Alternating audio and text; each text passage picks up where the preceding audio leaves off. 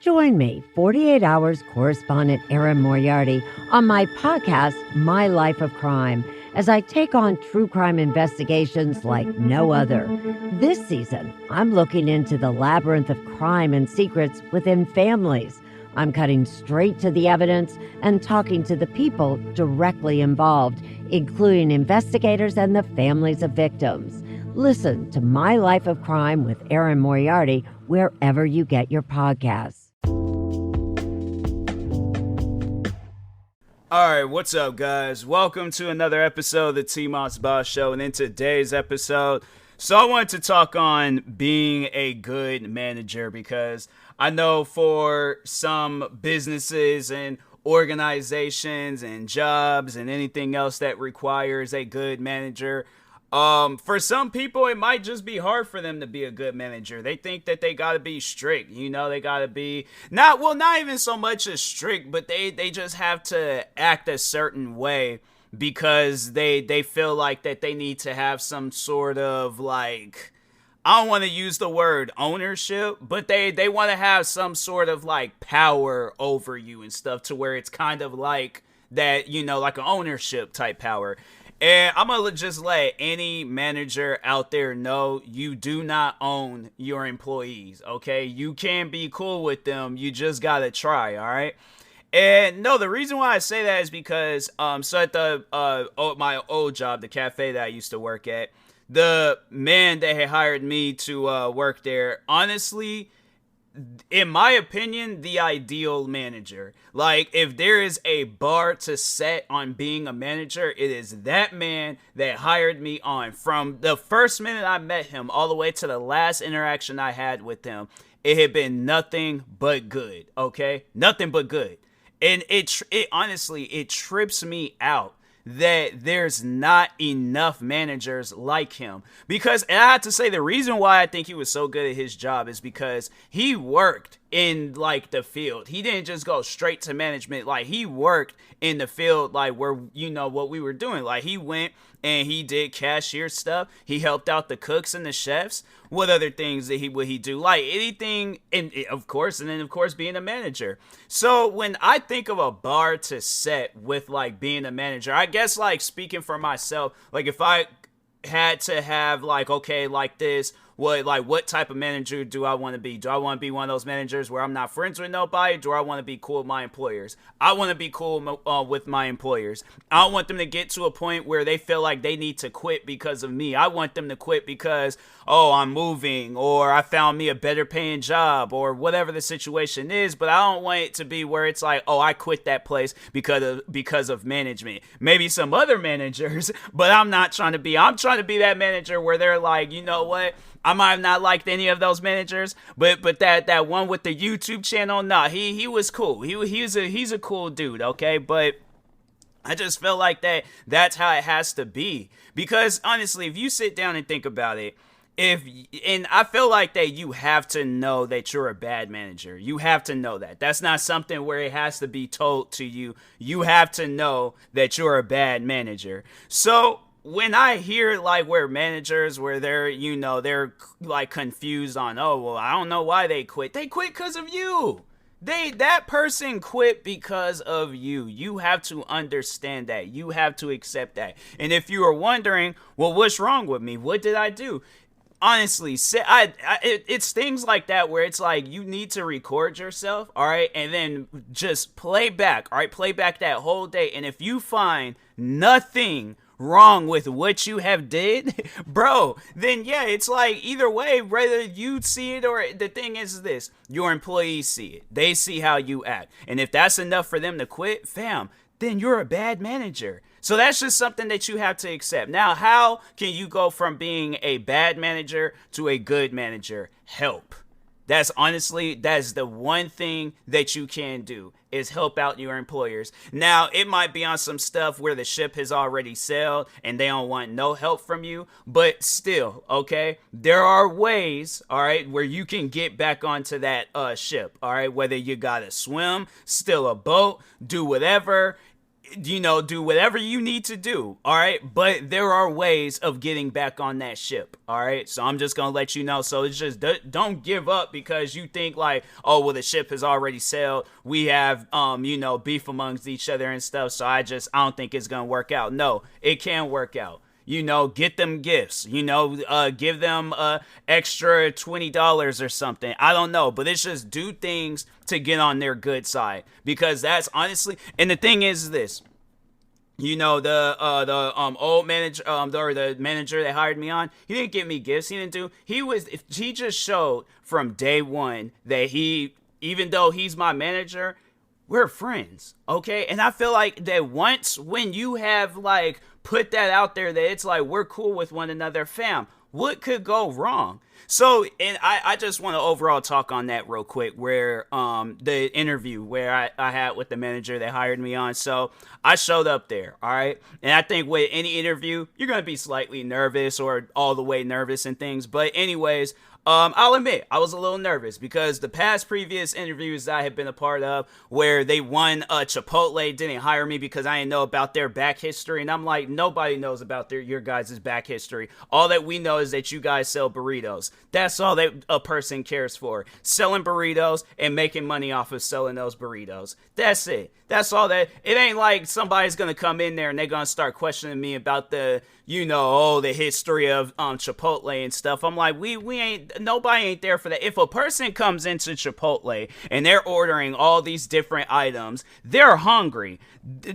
How a food business got started is not running through their head. All right. So carrying on like that, like being a manager, carrying on like that and stuff, even in the interview process. Yeah, that might not be, because I have yet to eat at Chipotle, but I just know that if I am going to eat at a Chipotle, I want to eat at the one that started it all right, since it's such a big idea to know about it. Yeah, I want to go there and eat, because I'm like, then that they must be the place that got the best burritos and stuff. But anyways, all right, I've talked on my Chipotle story a few times, so I just remember where so he was a little late to the interview and stuff, because after like seeing him in action working and stuff, yeah, I can see why he's late, because this man is running from 3 different locations, okay? And not like I'm saying like they were all within the area, but he's having to like just run cross streets, go back and forth to make sure everything is working at one location, make sure everything is working at another location, so he can have time for this interview and no stuff doesn't happen, because there might be a day where a manager is not there. He might be the only one there. So yeah, he's running all over the place. So I'm like, hey, I'm thinking to myself, it's like, man, take all the time that you need. I will sit here and I will wait, because you know why? We have cell phones, okay? So if it gets to a point, bro, I just open up social media, like a couple of tweets, like a couple of photos. I'm chilling until I see him. Now I'm like, okay, phone back in pocket, firm handshake. Now let's do this interview. But anyways, so he was running a little late. And I remember it was the one cashier. It was funny because it was the one cashier that I ended up having problems with. And she might as well have been the catering manager. I mean, she was, in my opinion, she was like because it's like, I'm not trying to be disrespectful to anybody else that worked in catering, but I had to say she was like number 1 on the list of like top catering people, okay? Because she was just chilled, all right? So, but anyway, so I remember it was the cashier that I had problems with, and then the caterer. She might as well have been the catering manager, but they both on different times approached me and was all like, hey, would you like anything? And then I think it was it might have been, was it the catering manager? It was one of them that gave me some popcorn and water. Odd combo, but hey, I'll take it. Okay, I'll take it. Popcorn is good. I would prefer, at the time being, I was like, I would have preferred like, a soda in a movie and things, because I'm like, I guess, yeah, popcorn and water and stuff. So anyways, so then eventually, the manager, he, the one that hired me on, he shows up.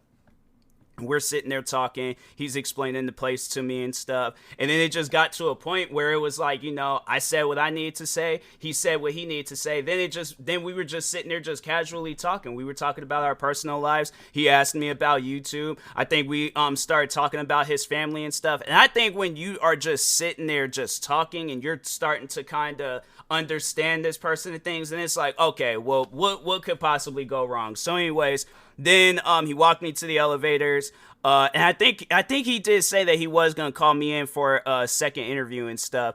And so it wasn't even an interview. Like, he was just showing me around the place. Like, it was just like, hey, so this is what you're gonna be doing. You're gonna be going over here doing this, gonna be going over there doing that, all these other different things. And so so at that point, it was like I knew I had the job, all right? And again, being super chilled with me. Then once when I got hired on, it like that first week, I'll admit, mad stressful, all right? Mad stressful. But I had him by my side. So it wasn't as stressful, but I'm telling you, like with that, trying to learn all these different things, getting into it with the one cashier, sometimes getting into it with the supervisor, and then dealing with crazy customers at the time being, I was like, bro, I was ready to go. I was like, bruh, I don't want to be here no more if I got to deal with this. But then eventually, as the time progressed on and I got used to it, I was like, man, it felt weird when I had to like leave the place when the pandemic had started, because I was like, if the pandemic would have ended like how people were saying that it was going to end in like April something, I would have went right back to that place, no problem. Still probably would have been working there till this day. So like that's what like really had tripped me out, was just like at the time being. But that's what was like running in the back of my mind. It was just kind of like, motivating me to like go back to that place and just kill it there and stuff, was that manager. Because once when I started like fully working there, and then just seeing him in action, bro, this man will go in the office, do, manager stuff, be on the computers, ordering things, creating new menus, all that stuff. Go out, help the cooks and the chefs, prep up some food. Comes, cleans his hands, all that stuff. Make sure, he ain't got no sauces or anything, because it could get messy back there in that kitchen. I know there have been times when I had kind of helped out some chefs and cooks, and yeah, it could get messy and stuff. So there was at times where they, the customers, they look at me and they'd be like, were you working on some? I'm like, yeah, I was kind of helping out a little bit and things. Or it was like, me and some of the cooks will get into a food fight. I'm telling you, that place was crazy at times. But anyways, but he'll like go and help out the cooks and the chefs, come out, help out on some cashier stuff, go around, stock up shelves, fill up food areas and stuff, like the salad bar, deli area, he'll fill that stuff up. Then like towards the end of the day, he's helping me stock up shelves. I'm saying like this guy was just going around doing everything. And it honestly, like when I seen that, it motivated me. It really did motivate me, because I was like, hey, yo, if he can do it, then I can do it. All right. So then at that point, it was like, it was just like that every single day until it was his last few days working there.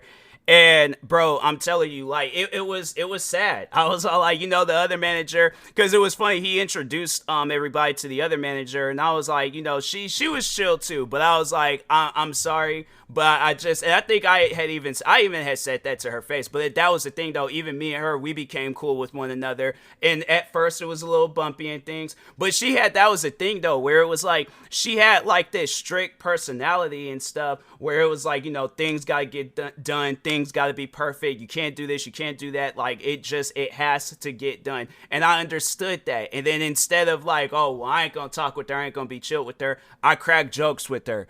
Always was cracking jokes with her. And it got like, and even I just remember where it was like, no, this was a manager where it's like, she was probably she was the only manager, because the other, the manager that hired me on, I don't think he's heavily active in the social media. But no, like she was at one point, and I remember I follow her, and she knew about me, YouTube. I wasn't afraid to share with what I had talked about, and I even had told her where yeah, I was like, no, that dude, homie was my favorite manager. I'm like, I'm sorry to to break that news to you that you didn't win that award of best managers in T-Moss Boss's brain. But no, I did tell her though, like I had to say she was like second to this manager and stuff, because like the other managers, like there was one guy, he was chill, but it wasn't like he only had worked there for a short period of time and stuff. He ended up he was going through some things, and I just remember he showed up like one last time, and it wasn't too pretty and things, but no, like overall though, it was just yeah, it was like the like management, I had to say, like from them two, it was chill. And then, talking on the other managers, yeah, there was at times where it was just, they would do things and say things, and I'm like, okay, I don't know if you're trying to get on my good side, but it's not working. I'm like, you lucky it's kind of hard out in Washington to get jobs, because I'm like, and I think that's what was running through the back of my mind and why I had stayed at that place until it closed down, was because I remember my previous interviews, okay? It seems like it's hard to get jobs. And what else? I'm like, and then it's, I'm not trying to get no job that's not paying as good, because this cafe was a really good paying job and stuff. So yeah, I was like, even when I had was telling my family about it, especially my parents, they was all like, bruh, when I was at that age, I wasn't making that type of money and stuff. Like, what kind of job do you got? I'm like, are you sure you're a cashier? Are you the owner of the place? Like, how much money? So it was a good paying job. And then I was like, I really don't want to throw that opportunity away. So I'm like, okay, ruin my money or deal with management. I'm like, so yeah, I guess I'll just deal with management. But no, I mean, like, there were times I remember it was right after the manager that hired me on. It was right after he had left. And I remember when, like the one manager, he was like there, but he didn't really the thing is this, if he hears this, he hears it. But I'm going to straight up and just say it. He didn't do a whole lot, okay? He didn't, all right? Unless he was just doing things while I wasn't looking and was giving off like 5-star performances, when I wasn't there. But I only had took 2 days off. So it was like, bro, what do you, I'm confused. So it's like, cause no, that was the thing though. It was like people, they will always want him to be at a certain location. So it'll be like, if I go to another location, they'll be looking at me all like, man, I wish he'd go to one of the other locations and stuff. And then it'll be the same conversation. So he was just running around or just being in the office, just sitting there doing random stuff and things. But anyways, I remember one of the first crazy interactions I had with him. No, actually, you know what? No, it was funny because I remember the manager that hired me on had told me and was all like, yeah, such and such was trying to fire you. And I'm thinking to myself, like, why? What have I done? I'm like, I haven't even done nothing to him. I haven't even had no conversations or even talked with them. I'm like, bro, like what's going on? What did I do? And so then that's when he told me, he was like, he thought I was showing up late. And so instead of just asking me what time I had to clock in or even checking on some computer, or even there is a piece of paper that will show you like, hey, you're supposed to clock in at this time and stuff. He didn't see any of that. So it would have been mad weird to me if he had just approached me and said, you're fired for showing up late. Here's the funny thing. I showed up early every day. And when I did show up late, it was maybe like a few minutes before. So I still was like early, or I think I would be like right on time. I think it might have been one time when I might have been like a minute or two late. Out of the 4 years I had worked there, and out of 4 years of showing up to that place early every day, when I would be going through it, when I would be broke, because I swear I have my depressing mornings, I have my angry mornings, I have my mornings where I just don't even feel like doing nothing. I had so many difficult mornings, but I still showed up to work early every day in a completely different city on top of that, from where from where I even lived and from where I worked. So it was like, bro, what are you talking about? But no, that wasn't it. So it was right after the manager, he ended up finding a better paying job. So I remember where we were kind of like bumping heads a little bit, me and this manager. And I remember instead of walking up to me and handing me these box of mints, he goes and walks over to the area where the box of mints needed to go to. So he could have just easily just put the mints in the cabinet, right? And then, just left it at that. No, he goes and carries the mints all the way to the area where they needed to be at, throws the mints down on the floor, and he makes eye to eye, 4 eyes to 4 eyes, because we both wore glasses, 4 eyes to 4 eyes contact with me. And he looked me dead in my face and said, "Hey, put these box of mints away." And then was just standing there staring at me. So it was funny because the supervisor, she was kind of, how like tumbleweeds where they just kind of just be flowing and stuff. And then, she was that tumbleweed, but she froze. Okay. Like literally the world froze. All right. Because you can see the anger in my eyes. And she knew that I wasn't moving from that cash register. She knew, because guess what? She was all. The funny thing is like with black people, you can tell when a black person, without even saying anything, you can tell what they're about to do. And she knew that I was not moving from that area. So she looks at him and was all like, I'll put him away. I'll put him away. And then eventually he walked off. But he should have known that wasn't going to happen. He should have known. I was like, and it's just, it tripped me out that he was carrying on like that. I mean, he even would do like other petty things where it's like, he'll like say like, "Oh, you ain't doing this correctly. You ain't doing that." I'm like, bro, you're not doing nothing. I'm like, so I'd rather be getting told that I'm not doing something correctly than to be told I'm not doing anything. It's like, bro, come on, man. It's like, get out of here with that. But eventually it did get to a point where, we were cool with one another. Cause I remember, it was funny because I remember I had told them, I had actually told all the managers that where I got into it with a customer. So me and this customer, we will bump heads too. But so anyways, he's taking his sweet, precious time. I've seen this man walk fast literally everywhere, bro. Everywhere. I could have sworn even one day I seen him like run across the street. But either way, all right, let's just say at the pace that he was walking, if he would have been walking like that to cross the street, I guarantee and promise you he had got ran over by a car, bus, truck, something. Okay, but so anyways, he is walking. I mean, freaking Gary the Snail from SpongeBob moved faster than him, bruh. All right, move faster than him. And he is a whole human being. But he is taking his sweet, precious time to walk into the elevator. So I kind of gave him a stiff forearm. I gave him a little boost. I gave him a little boost to, to walk into the elevator because the doors were closing. I'm like, I'm not trying to. The elevators did take a while to show up at that place, but I'm not trying to wait. So I gave him a little push into the elevator and stuff. And I felt like I could just feel him staring at me because it wasn't like he couldn't feel it. Like you can feel. I got bony arms, bruh. So you gonna feel a bony arm when it sticks you in the back and it, pushes you into the elevator and things. So I know, but I told them and I was all like, yeah, there's this customer. And I'm like, look, I'm just letting y'all know. I pushed this customer in the elevator. He was taking too long walking in. All the managers started cracking up laughing. I was like the catering manager, even the manager that I was bumping heads with, they threw the mints down on the floor. Everybody just started cracking up laughing because that was the thing. It went from an interaction like that with a customer to like, and this was like all throughout the years I had been working there. Customers will always tell me or managers or somebody that I was one of the dopest people that worked there. So you're having all these different customers saying all these good things about me to me coming in 7 a.m. saying that I just pushed the customer into an elevator because he was taking too long. Yeah, they didn't even trip about it. They was all like, they said, whatever. Anyways, went back to their normal day-to-day stuff, and then they left it at that. I didn't get no emails. I didn't get nothing because there was probably even his friends and coworkers would be all like, oh, that Tyler cashier, he's such a nice person. No, he is such a dope person and things. So yeah, that's why I was like, I'm not even tripping about it. I'm not even worried about it.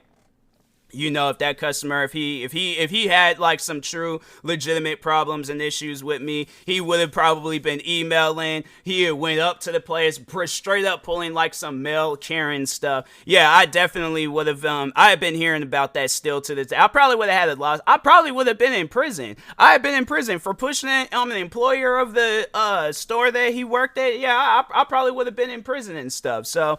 Yeah, it's one of those things where I'm like, hey, it was, I was lucky and stuff, but I'm saying though, but like, I feel like that even with something like that, where it's like, okay, we know that these customers, they can sometimes be racist, rude and just, overall just being weird and stuff. So it's like, cause if my employee, if he told me that, I'm sitting there probably grabbing that same bag of popcorn and water, eating it. I'm like, so whoa, wait a minute, go back. Cause I'm gonna need to like, what is the backstory behind you guys? I'm sitting there, I'm like, no, you clock in at some point, but you gotta tell me this story first. And so, yeah, but I feel like that's a good manager. That's a manager where it's like, you're sitting there listening to your employers as they are telling you about their personal lives, their day, the work day, whatever it is, you're listening to them. You're accepting their request on things where it's like, hey, we need another cashier.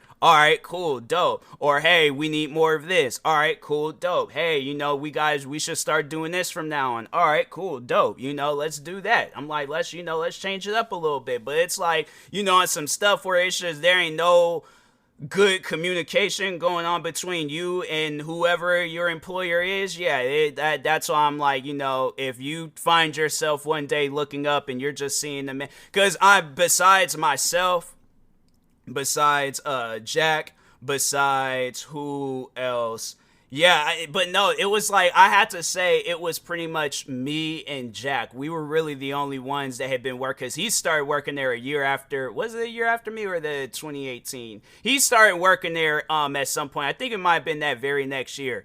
And I had to say me and him were like the longest running cashiers, but like every other cashier, cook, and chef, at some point in time, they ended up leaving. So it was like, and then it was the manager, and so it was like so it was me, the one manager that I had beef with, where it was like we had been working there the longest, but other than that, it was like every other cashier, cook, they was gone at some point. So so I'm like, bruh, like if you guys, I'm telling you, as a manager, all right, you got to do right by your employees, because if not, like I said, you're going to find yourself in the situation where you're going to do the wrong thing. Because no, it was even with this manager, there was at times where people did get in his face. I thought a couple of times I was going to, especially that mint incident, I thought I was going to have to get in his face about some stuff. But no, there was a couple of times where some people did get in his face about how he carried on. And it's like, hey, homie, you going to have to relax.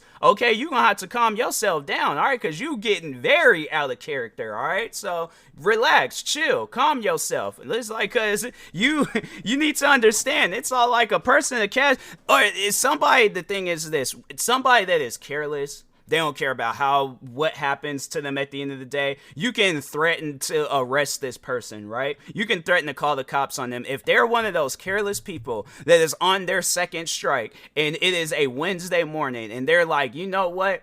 I want to get my third strike today. They're literally starting with you. So you can just say the wrong thing so they could just dive on you, bruh. I'm saying, managers, be careful of your employees, all right? Because there's a lot of them where they're not like mentally stable, okay? They're full blown crazy, okay? Like they are the human version of zoomies, okay? So I'm just saying, like, y'all gotta relax and chill. But yeah, there was a couple of times where a cook, and I'm trying to think who it might have been. Oh no, I think it was the dishwasher. It might have been more than a couple of times, but no, I just remember hearing it where a cook had got in his face.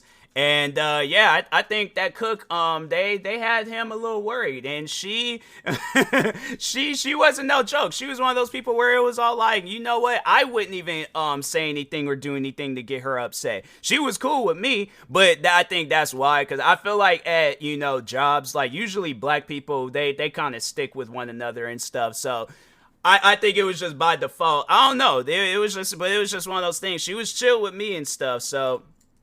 But yeah, it's just, people, you guys gotta just do right by your employers, all right? And I think, everything should be okay. So, But anyways, and that being said, I will talk to y'all later. Thank you guys for watching and or listening. If you're viewing this on YouTube, make sure you like and subscribe. And if you're viewing this on a podcast streaming service, make sure you follow or subscribe, however it's set up. Make sure you subscribe to one of my 46 YouTube channels. Follow me on Twitter, TikTok, Twitch, and Instagram at TMossBoss. And make sure you follow my Facebook page at TMossBoss fan page. Also, if you are purchasing any tickets from SeatGeek, make sure you use my promo code TMossBoss. It will knock $20 off of your first purchase. And if you are purchasing any energy drinks or sleep drinks from Poggers, make sure you go check out Poggers. Use my promo code TMossBoss. It will knock 10% off your next purchase. I don't know why I did that Poggers promo, so weird. But anyways, moving on. And if you're purchasing any controller accessories from Fatal Grips, make sure you use my promo code TMossBoss, and that will also knock 10% off your next purchase. I can't remember if I said $20 off or 10% off for Poggers, but if I said $20 off, I meant 10% off. It's not $20, all right? So anyways, again, if you want to find any more information about SeatGeek, Poggers, or Fatal Grips, you can go to my Twitter account. Their usernames are in my bio section. And yeah, and that being said, I will talk to y'all later. Thank you guys for watching and for listening, and peace.